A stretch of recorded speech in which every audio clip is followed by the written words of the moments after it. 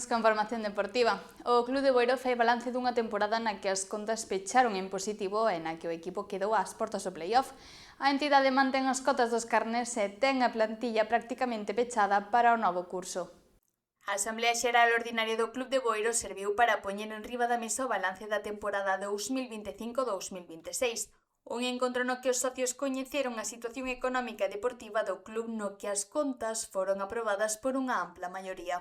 En términos económicos, o resultado das contas deste ano acabamos con superávit, creo recordar, xustamente de 836 euros e máis ou menos estamos na liña que vimos facendo durante todo este tempo, ser moi exhaustivos no control financiero para non, digamos, romper ese presuposto que temos establecido e, bueno, aprobaronse as contas por maioría aplastante por máis de 40 persoas que estaban ali na Asamblea.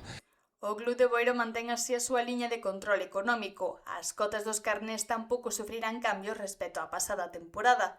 Na Asamblea, ademais, houbo preguntas dos socios sobre a configuración do equipo. O único que matizamos foi un pouco o que nos viñan preguntando os socios, o tema dos precios dos carnés, que se manteñen igual que o ano pasado, as cotas, non modificamos absolutamente nada, e, bueno, por inquietud ou por curiosidade, houve algún socio que plantexou algunha pregunta en canto a como estaba configurada a plantilla, se estaba pechada ou aínda quedaba algo por arranxar, e nun principio falta unha pincelada que se vai a cerrar seguramente hoxe, a plantilla xa está configurada de cara á temporada que ven. No club, a principal espiña foi non conseguir entrar no playoff. A valoración da campaña, con todo, é positiva. E o reto para a próxima temporada está claro, dar un paso máis e loitar polos postos de promoción. Foi unha pena o que viñamos dicindo en semanas anteriores, que non fóramos capaces de acadar o meternos en playoff, pero, bueno, a xente considerou que se fixo unha campaña digna e bonita e, bueno, a ver se somos capaces de darlle unha alegría este ano e conseguir ocupar os postos de playoff de cara á temporada que ven.